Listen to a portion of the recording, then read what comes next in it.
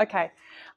It's an absolute honour to come here today, and hearing everyone's stories and experience is amazing. And what an amazing group you've got. I was counting, there's probably about like 200-300 years of experience in the room. Like, that's incredible. That is absolutely amazing. So, I think it's absolutely fantastic that you've taken the time to spend on your business. Well done, because I think that's probably one of the biggest failures with business owners is they don't spend the time to actually work on their business. So my goal today is to basically share some of my life experiences with your group here, and for you to think a little bit about what you're doing now in your life, and for you to take away some knowledge, some tools, some learning, a bit of my experiences that will take you to a next level in whatever you want to achieve in your life. That's my goal, is to inspire you to just grow that little bit more after we finish today. To give the bit of an intro on, who I am, I'm obviously very blue. Blue sky thinking, that's what it is. See, where's the IT guy? High five to you. What were we saying, John? The recording? So this is me. I've been coaching for over 10 years, business owners. I've actually been coaching since I was about 12 or 13 through sports. That's my first love. I've won quite a few global awards for business planning. That's my passion, is doing exactly what you're doing now, planning your business, planning your life. I've represented Australia a few times through triathlon in Vancouver, London, Queenstown, Australia. Been happily married for over 30 years. It's now 33 years. So I'm one of those dedicated, people that you can't get rid of. I've built a few businesses from scratch. My story was written in a book and nominated as one of WA's 16 most inspirational women, which was not my choice. They chose it. So I was honoured to have that. So that's a little bit about me. When we're looking at achieving the most out of our life, there's a bit of a formula that I found over the years with people that are very, very successful. So what happens with people that are very successful, they get super, super clear on what is their dream, what is their vision of what they want to actually achieve in life, what is that picture of success in whatever element of life it is. Might be your fitness, might be your business, might be your relationships, it might be your health, it might be your environment. It doesn't matter. We need to be very clear on what is that picture or that vision. So I'm wanting to share with you some of the things that work for very successful people. So then we go down from that and say, okay, so we've got a picture of, what the perfect relationship looks like, what the perfect business looks like, what the perfect healthy body looks like, but what's the actual goal that we want? So that's stepping back one and saying, all right, what's our goal? What's something that's very specific that we want to actually see? And then from that, we go down and say, okay, well, let's have a plan. Let's make a plan of how we're going to actually achieve that. And then from then, we need to say, okay, we've got a great plan, we've got a great picture, we've got a great vision, but okay, we've got to actually, do something here. What are the actions? What are the actions that we're actually committed to doing to achieve that success? So this is pretty much the essence of what I'm going to go through over the next hour with you, with a few of my experiences of how it's worked for me in the past. What I'm wanting to do is look over the next hour at increasing your score, increasing your chances of success in whatever it is that you want to achieve in your life. And it doesn't matter where you are now. No one knows when we're going to leave this earth, so we might as well make the best of it. So if we look at ourselves personally, the higher we get this score out of 10, what we're going to do is increase our chances of success. So what I'm wanting everyone to do is take one of these and just say, okay, out of 10, how clear am I on, here you go, just take one and pass it around. How clear am I on my visions and dreams? How clear am I on what the actual goal is I want to achieve? Giving ourselves a score out of 10. How clear is my plan of how to actually achieve my desired life? Is it written down? Is it documented? Have I shared it with anyone? And how clear is my actions that I'm actually living in the day? Am I doing anything about this? Has everyone got one? Yep, perfect. And then most of you have got a phone. just to use the calculator. And then you can work out what your score is. So just 2 minutes and quickly work it out. So my goal by the time we walk out today is we have increased that score. That's my goal. So I'm hoping everyone will have done that. So I'll share a little story with you, which some of you might have heard before, some of you might not have heard before, which is one of the drivers of why I'm so passionate about what I do and why I want to, help people make a difference in their life. My husband and I met when I was 17. We were married on my 20th birthday. And how many people have heard of Zig Ziglar? Zig Ziglar? Yay! We went and saw Zig Ziglar live in Melbourne, and we spent a day with him. And I was lucky to be quite close up the front. And he's very powerful, very motivating person when he was alive. And we had a workbook, and one of the pages in the workbook was your dreams, which is what we're doing now, your dreams and your visions of your perfect life. And we were only, I can't remember if we were married or engaged, or I was very early 20s or late teens. And he's like, write your dreams, dream your wildest dream. And like, he's really visual. And just dream 10 years, dream 20 years, dream whatever you can be. Anything is accepted. And my husband and I, brand new, excited young couple, we're like, yes, start a business. Yes, buy a holiday house, travel the world, have children.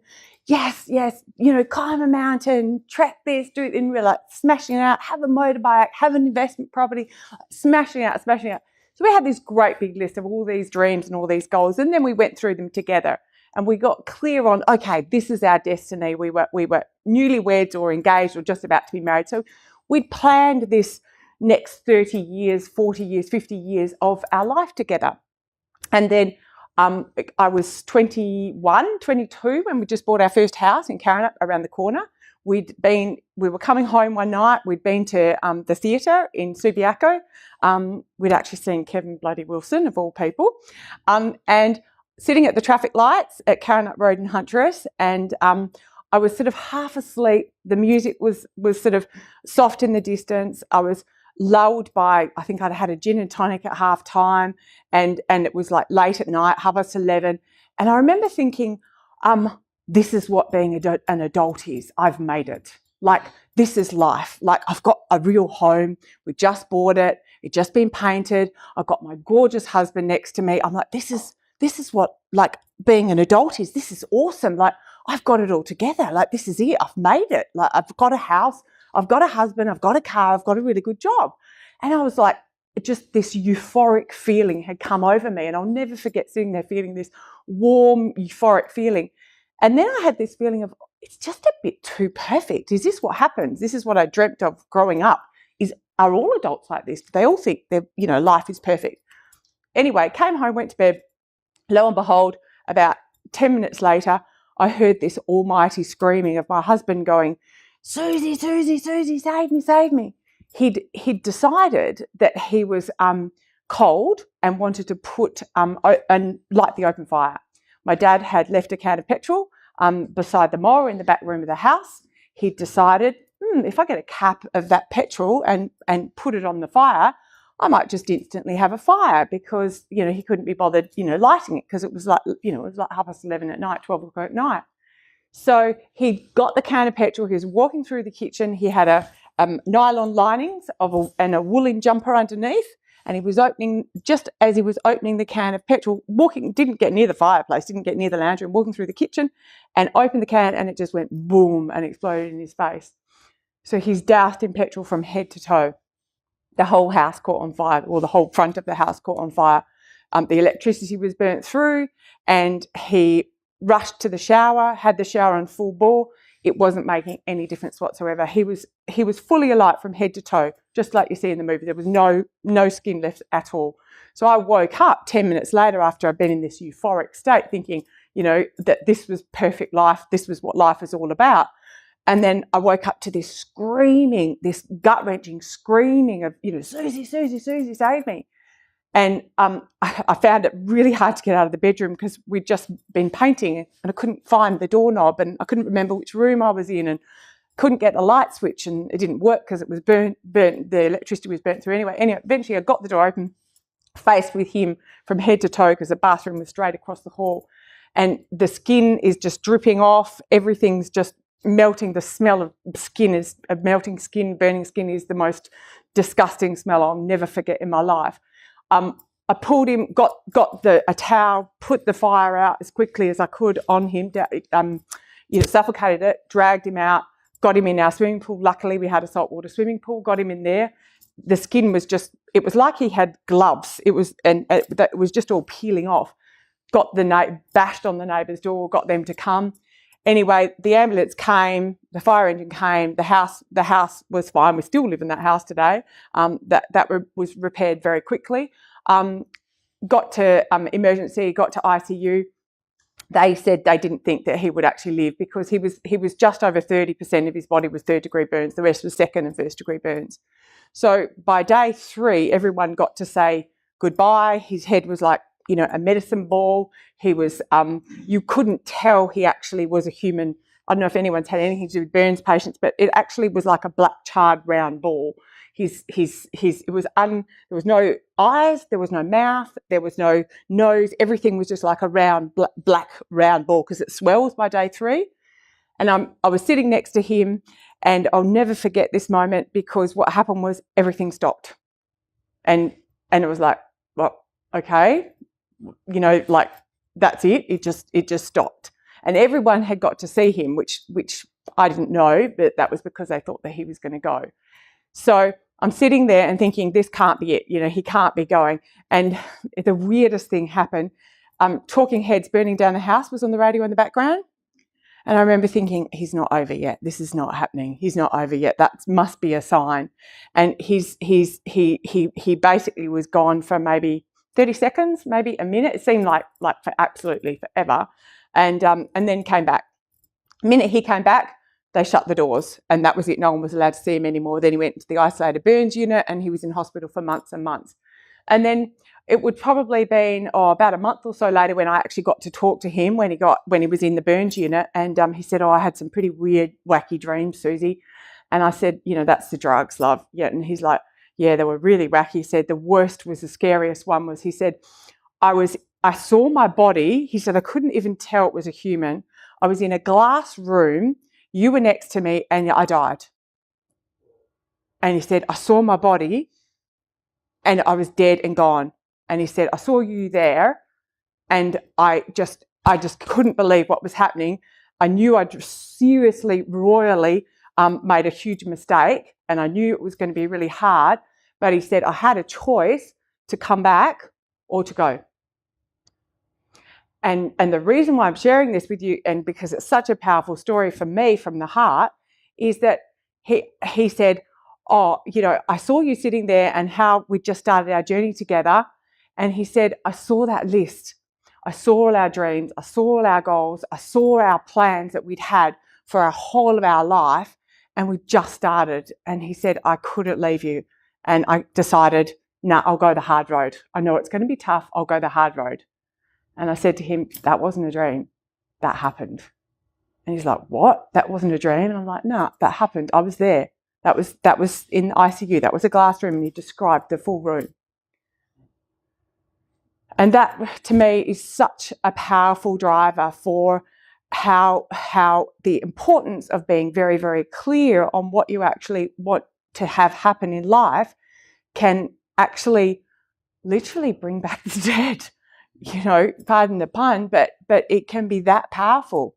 And, having an experience like that, and he was just the most unsuperstitious, unheebie-jeebie, unspiritual, black and white person. And for him to share a story like that, is just incredible. And especially how his eyes were actually never open in that room ever. So I know there's no way he could have described the room. I know that it had to have happened. And I was there when it happened, so I saw it happen. So, I wonder if we hadn't have done anything like that, I don't know what would have happened. But he just kept talking about all the dreams, all the plans, what we'd laid out for our whole future together. And that was like a magnet pulling him back, saying, it's going to be tough, but I'll come back here. He was in hospital for close to a year, had 17 general anaesthetics, and couldn't use his hands.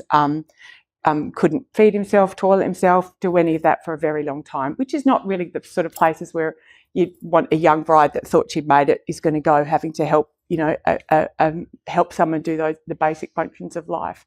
So that's my story that I wanted to share with you, just to give you a bit of understanding of where I come from and what drives me to help people to really, take their life by the horns and take it to their full potential and not wait for something really crucial to happen. I mean, how many of us have seen someone have something crucial happen in their life and then all of a sudden they're supercharged? Has anyone seen that before? I have. And they just supercharge on.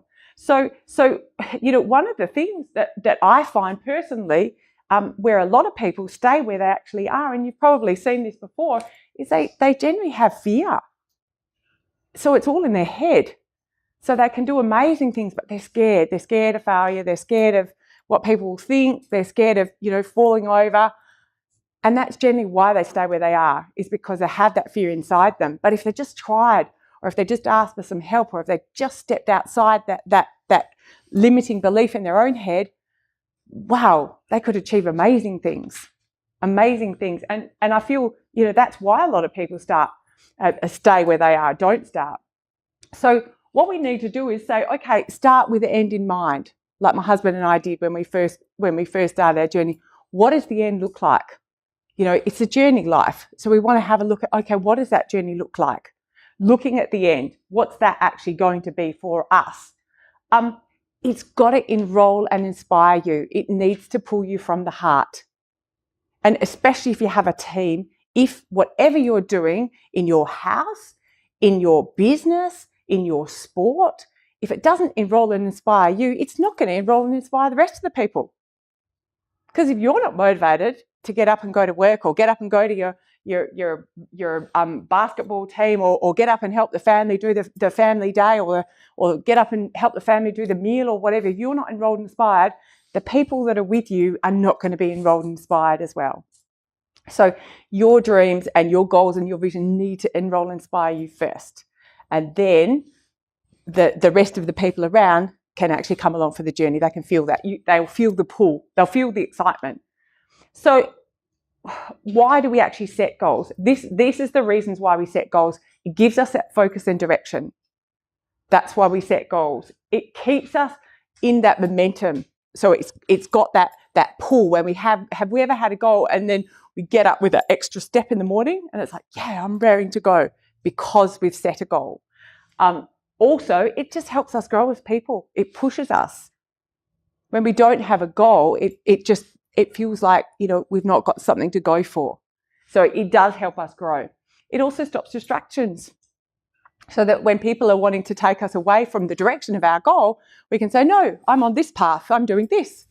This is what we're doing, whether it's a business plan that we're doing, whether it's a health plan, whether it's a holiday plan. No, this is the goal. This is what we decided to do.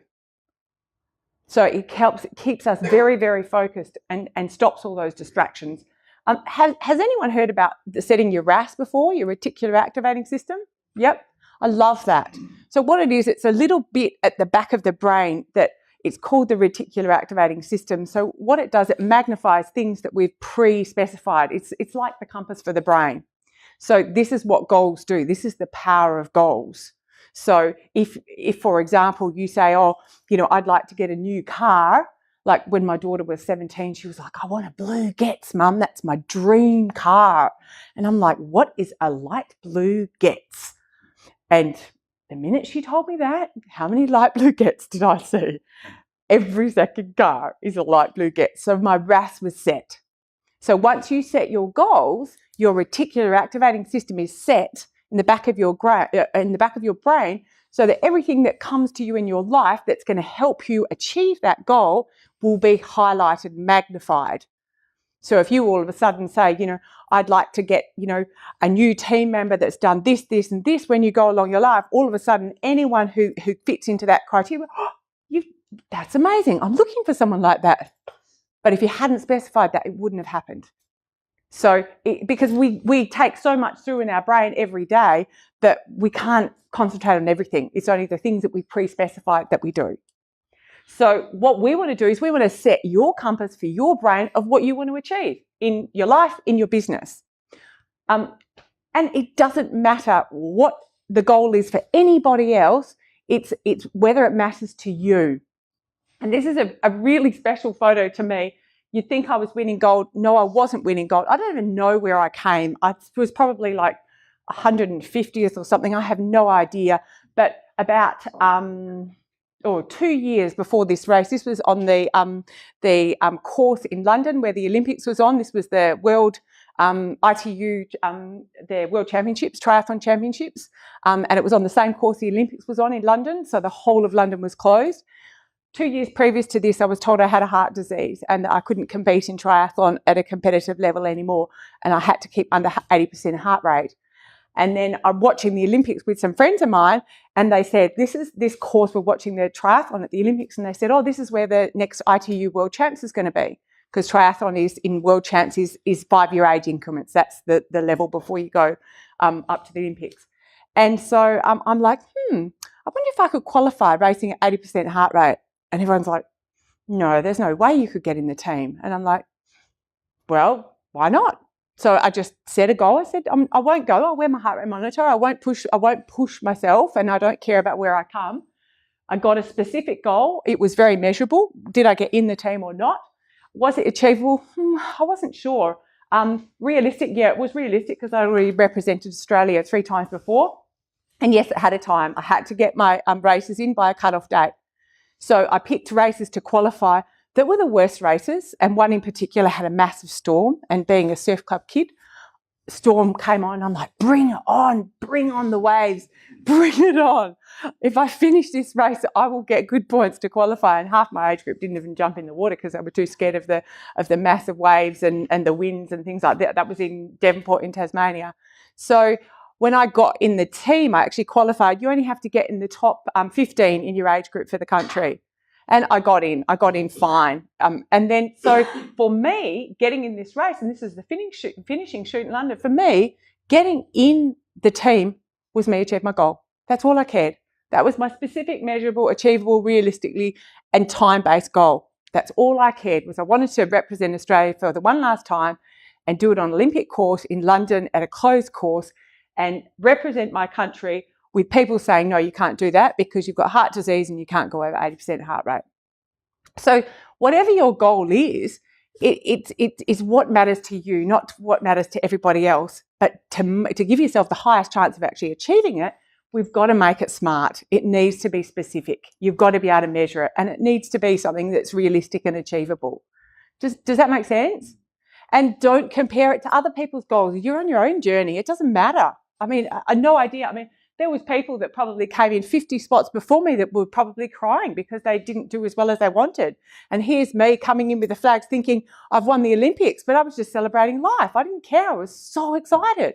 And I'm going under the Marble Arch. There's an Aussie guy next to me, and we're cycling down the Marble Arch and looks up to Buckingham Palace.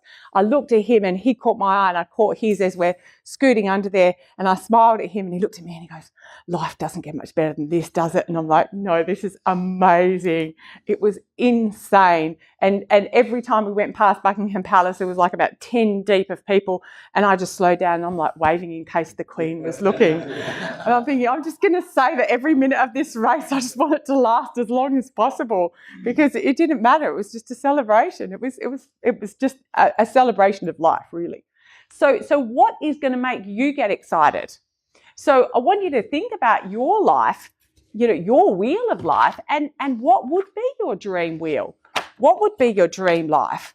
So I want you to think about your life now. Give yourself a score, and these are for you personally. Give yourself a score of where you feel you are, from 0 being nowhere in your expectations and 10 being you're really top happy with that area of your life.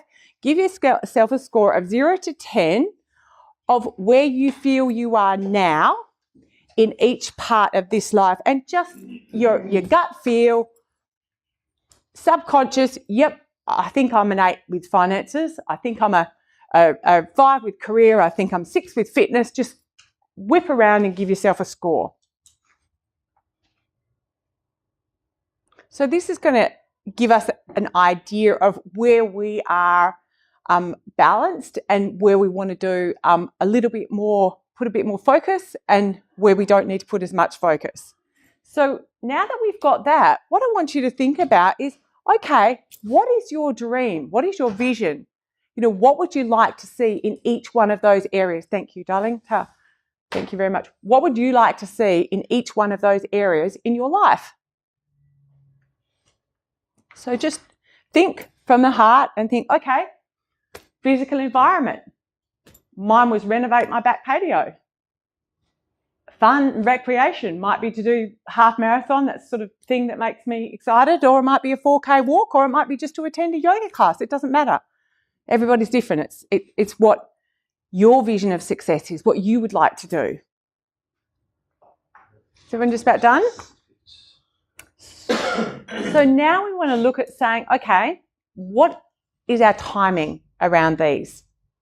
And it doesn't matter whether they're 5, 10, 20 years, 3 years, 12 months, 90 days. So we want to look and say, okay, when do we want to actually achieve this by? Is this a big long-term vision, or is this something that we're going to do in the next few months? So the next thing is to look at saying, okay, let's get some specific goals around here. And if you can take one of them and pass it on. And what I want everyone to look at saying is pick one goal in each one of these areas and pick a date that you want to actually achieve that by. So now we're getting to the, you know, where the, what do they say, pedal, yeah, yeah, that's it. The rubber hits the road. That's what I was thinking of. So now just think of one goal in each one of those areas and decide when you want to achieve it by. Then I normally would work on a quarter, but with this one, because we've got just from now till Christmas, I thought that would be a nice time for everybody to work on for the lead up to Christmas. So it doesn't matter the date that you decide. It doesn't matter whether it's a long term or whether it's something you want to achieve by Christmas, but just put a date on it. So just one goal in each area. We're going to go to the actions in a minute, but just one goal in each area and a date. So now the person next to you, we've got if Andrea and also Errol, if you two are partners, and then if Rod, so you two become partners, and if everyone be partners from then on, I want you to share your top goal, just your top one that you're committed to achieving, and the date and why. So you just got 1 minute each. Is that the top goal on the list, or the top goal in your heart, the one that you want to achieve the most, because I'm trying to increase your chances of success by sharing it with somebody else, because then you can be held to your word. So if you can share with the person next to you the top goal you'd like to achieve, when you want to achieve it by, and why. And I'll just put a minute each on that. Okay, talk away, share away. Finish up now. Has everyone got a chance to share? Finish up. Who would like to share their one to the group?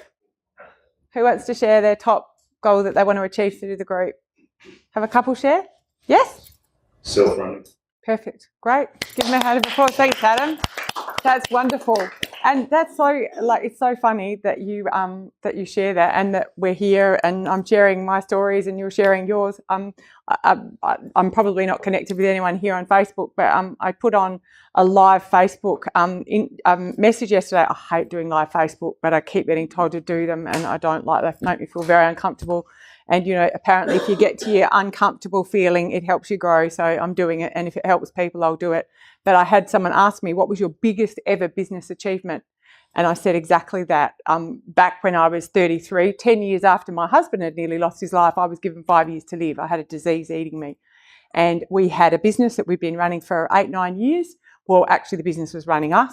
But when we got told that I had 5 years to live, we decided to pack up. We we promoted a manager from within our business that we trusted, that loved the business as much as we did, and we backpacked the world for a year. and we backpacked the world for a year, took an income every single week, and we homeschooled our 2 children that were 5 and 9. And it was funny because when someone asked me, I went in an interview a couple of days ago, they said, what was your biggest achievement? And I said, my biggest achievement ever in business is backpacking the world for a year and still coming back to having a business and taking a wage while I was away, because when your life is threatened, your business is to give you a life, is not to take it away from you. And a lot of the time I see business owners that are actually, the business is running them. They're not running the business is running them. And for me to be able to have somebody in my team that I trusted, that we could promote to run the business, run the bank accounts, run the suppliers. We were importing from Korea, China, Germany to do all of that. And we say, sorry, life's, having another bit of a challenge. We're going to go off and have some time and have some fun with the kids. And that's like amazing. I mean, how many of us can do that? Not many. So that's so weird. I only did that last night. That's really weird. So well done.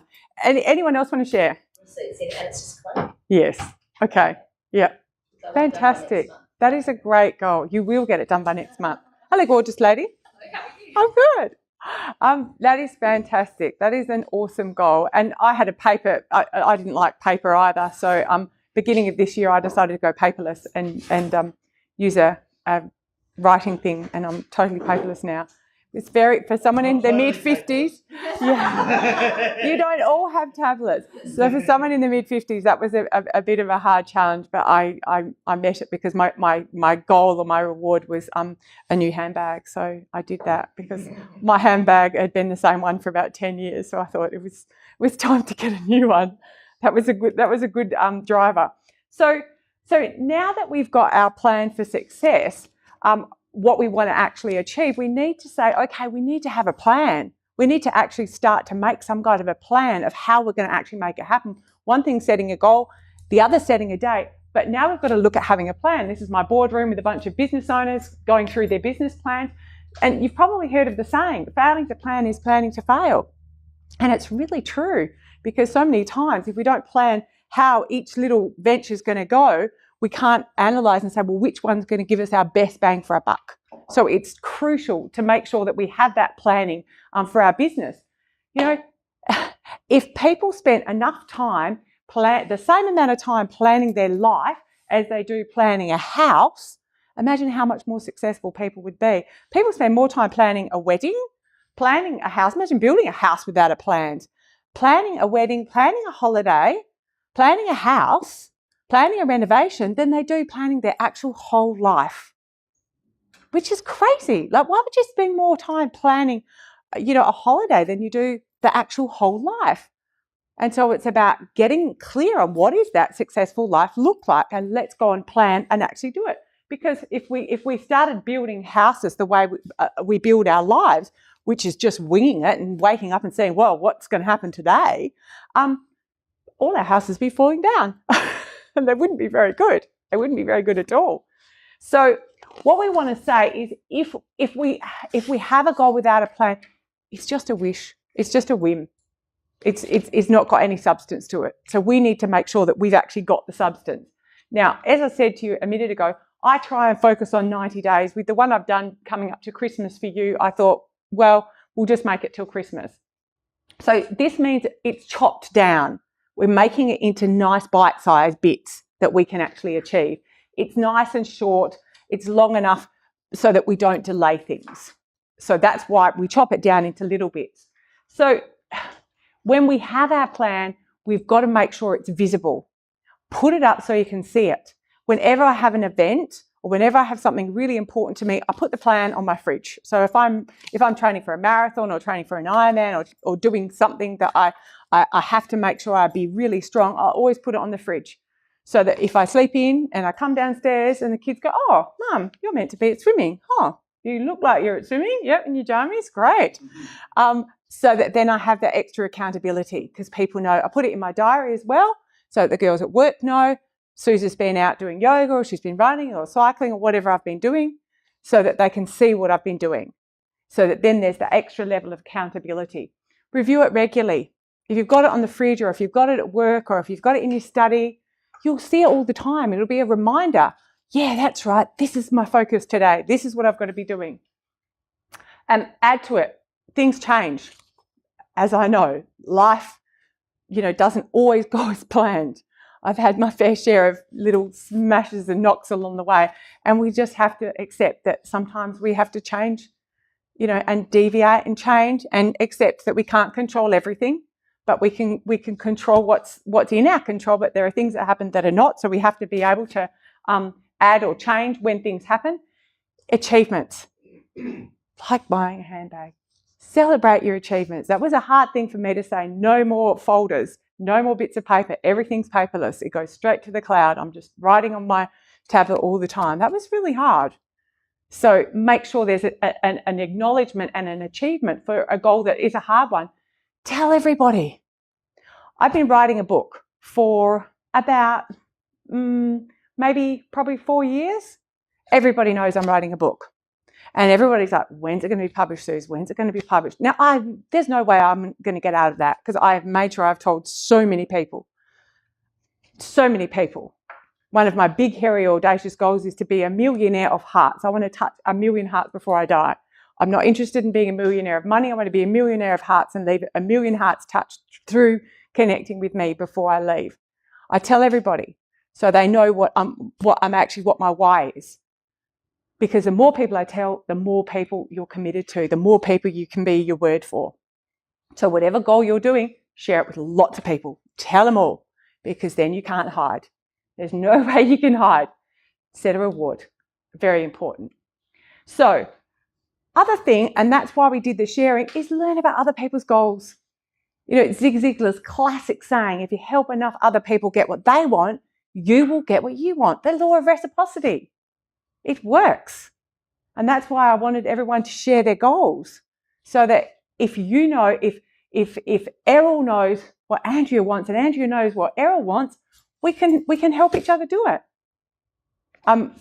The gorgeous girl who runs my office, Renee, we share each other's personal goals and business goals, and she's like, oh, I really want to try and get to this yoga class, or I really want to try and do this with my kids. Well, when it comes to cordial, I'm like, right, out, girl, get out. Remember, that was your goal. You want to do that? Go home. Because I can help her achieve it if I know what she wants to achieve as well.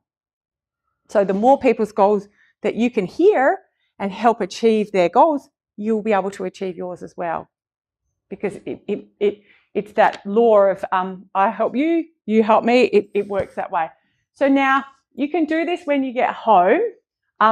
What we want to do is look at pulling it out and saying, okay, what's one thing I can do in each month? I mean, this one here is July to June. I think I've somehow or other got the wrong one in. It's meant to be the 4th. Don't know how that happened. Anyway, doesn't matter. We want to pull it out to the rest of the year till Christmas and say, what's one action you want to do in each one of them? So that then you can be held accountable to doing that one action in each one of them each month. Has everybody got me? Yep. So they know one thing they can do to get closer to their goal that they want to achieve every single month. And then we want to make sure that we set a reward for ourselves at the end. So if we're talking about the actions that we're doing, it's important to know what, when, why, how, who. If you don't know why you're actually wanting to achieve a goal, if you don't know who else is involved, if you don't know what actions you're going to do, it's going to be really hard to actually achieve it. So it's important that you know what's actually going to inspire you so that you can actually do the actions. And this famous saying that I love so very much, words can inspire, thoughts can provoke, but it is only the actions that are going to move you closer to the dreams. If you're wanting to have, a closer relationship, with a loved one, well, it's only that the action of sitting down and saying, let's talk, let's do something special together, let's set a date night, let's go on a special holiday together. It's only the actions that are going to make it really happen. Otherwise, it's just a thought. It's not going to happen. Does that make sense? Yep. So if everybody can make sure that they fill out the actions in each one a month, that's what we're wanting to do. So in looking at achieving goals, I thought it was important to mention this, and I don't know if you've seen this before, but I think it's quite powerful. some of the goals that I've set before, and maybe some of you are the same, there's elements of it that we don't actually know what to do. We don't know how to do it. Like when I said I'm going to go paperless, and I was like, oh, how do I do that? Like, I don't know how to work a tablet. I don't know what programs. I don't know what sort of computer to get. I have no idea. So what happens is with anything in life, we start off at the unconscious incompetent. We don't know what we don't know. So using the car as an analogy, a baby, a 2-year-old, doesn't know that it doesn't know how to drive a car when it's a baby. It has no idea, has no concept. So then what happens is, once the child, using the analogy of a car, once a child's about 6 or 7, it actually knows that it doesn't know how to drive a car. So when I decided I had 2 weeks to research, I gave myself 2 weeks to get from here to here in the Christmas holidays to achieve my goal. And so I just had to search, programs, OneNote, all these different note making. I had to research all these different note, end point, something like that. I had to research all the different tools that I would be able to use, all the different tablets, everything. So I needed to know, because I didn't know what I didn't know. And so then when I got up to the conscious incompetent, all of a sudden, I know there's a lot of stuff I don't know. So that's the next step. There's a lot of stuff I don't know. Just the same as a child doesn't know, first of all, when it's a baby, that it can't drive a car. And then the next level is it knows it can't drive a car. So it's consciously incompetent. It knows it can't do it. Then the next level that we go to in our learning is, okay, we're now consciously competent. Now that's when we're an L plate or a P plate and we actually have to think about driving a car.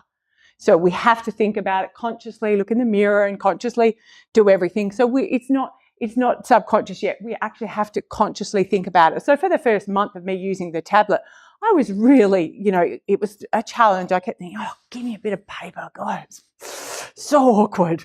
But I knew I could do it, but I had to really think hard about it, had to be really conscious about it.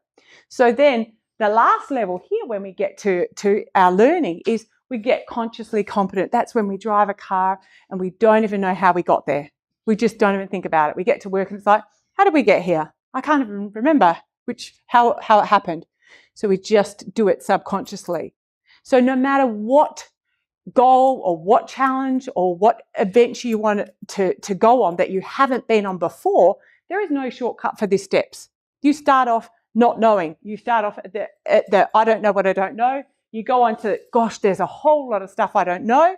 And then the next level, okay, I know some stuff now. And then once you can do it, like if we're talking about triathlon, I'm at that unconscious competence because I've done it for 20 years. If we talk about classical piano, I'm pretty hopeless. So I'm really consciously incompetent. I know I'm not very good at classical piano. So we all have to go through those levels. Now, the top level here is when we go back to the beginning again, when it can be dangerous. So when we just do it in our sleep and we're not actually conscious. So we're just driving and not thinking about it, and we're not totally aware because we're in our subconscious. So I wanted to share it so that as people are setting challenges of things that they know nothing about or would like to get into, they've got to get through these steps, and it's going to be challenging to push through them. And once this door opens, there's a whole lot of stuff I don't know. And then they've got to push through that to get to the next level of, I'm consciously competent and it's hard and I have to think. Well, it's just part of the process.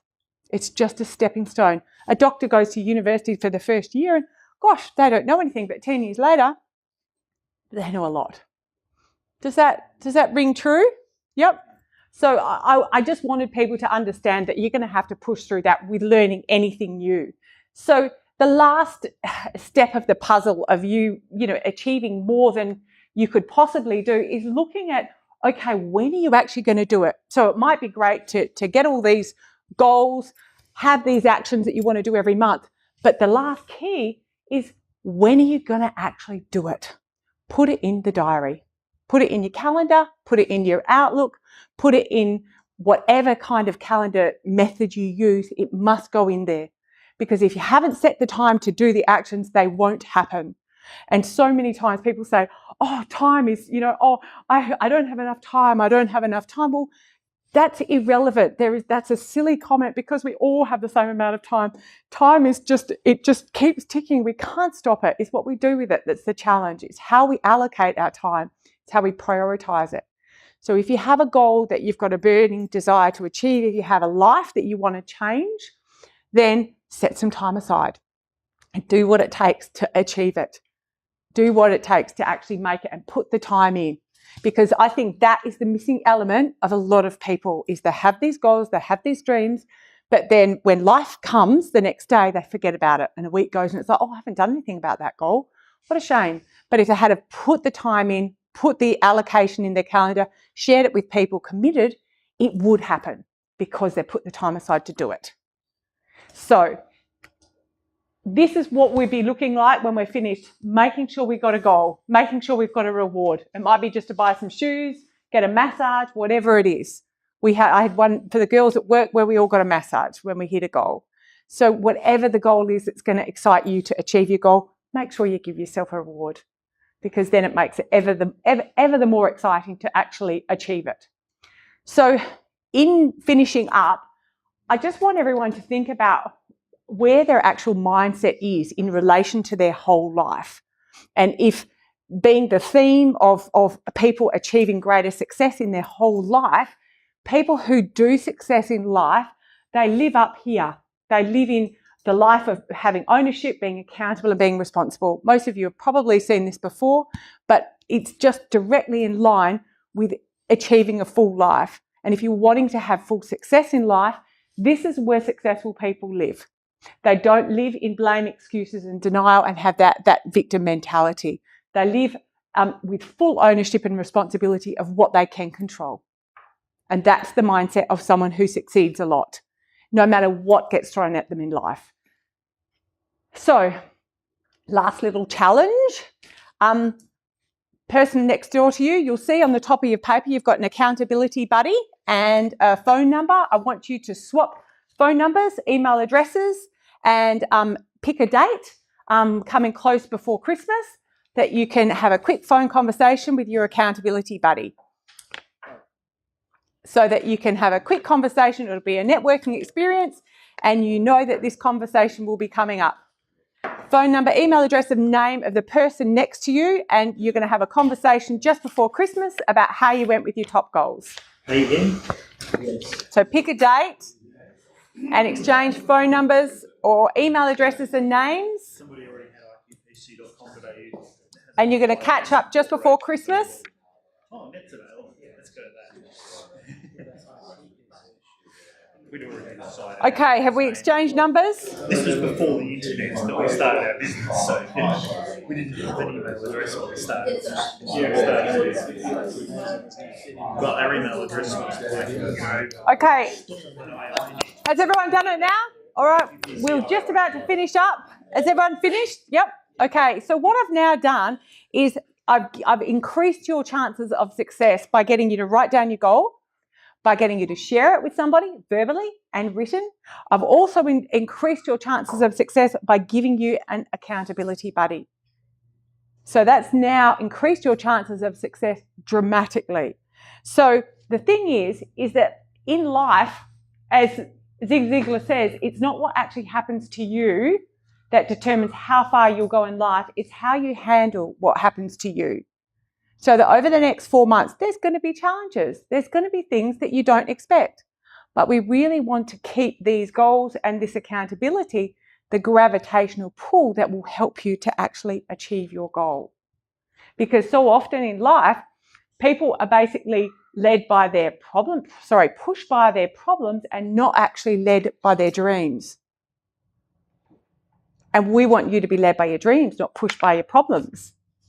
This is a special one for me because I just had both knees reconstructed and the doctor said I couldn't cycle or run anymore for a year. And so I said, well, what can I do? And they said, well, you can swim. And I'm like, well, to Rottnest maybe? And they were like, well, you can swim. That's okay. So at the age of mid-40s, I was like, okay, I'll do my lifelong dream. And, you know, instead of focusing on woe is me, I'm going to get fat and I've got two knees reconstructed at the same time, I thought, oh, well, I might as well just, you know, get in love with the swimming pool and swim to Rottnest because that's something I can do rather than just focus on what I actually can't do. So you will have things that will come and we just want to look at what's going to be pulling us to our dreams, not giving us excuses to say, oh, well, that happened, and make our problems push us the other direction. So in finishing up, I want us to get the first form that we had, and now give yourself a score. Now that we've got an accountability buddy, we've written them down, we've shared it with someone, I want you to now give you a new score in each one of your areas, because my goal is that you will have increased this. So I will hope you'll be giving yourself a better score for your dreams, a better score for your goals, a better score for your plans, and looking at if you're clear on your actions, a better score in your actions as well. So, and then total up your score. So who has got a better score? Stand up. Who's got a better score? Stand up, stand up, stand up, stand up. Okay, I want your partner to give you a high five if you've got a better score. Well done, well done, well done. Thank you very, very, very much, everyone. High five, high five. Well done. So in closing, I want everybody to remember that as life pushes us along our way and pulls us in different ways, the clearer that we can be on what we want to achieve and what difference we can make in our lives and the people that we love, make that the gravitational pull to make you achieve it, not all the other noise and all the other things that sidetrack us along the way. And I hope that's helped you to get some clarity. And yeah, I'm hoping that you'll achieve amazing things or continue to achieve amazing things, because you've obviously already achieved lots of amazing things already. That's why you're here. So thank you very much.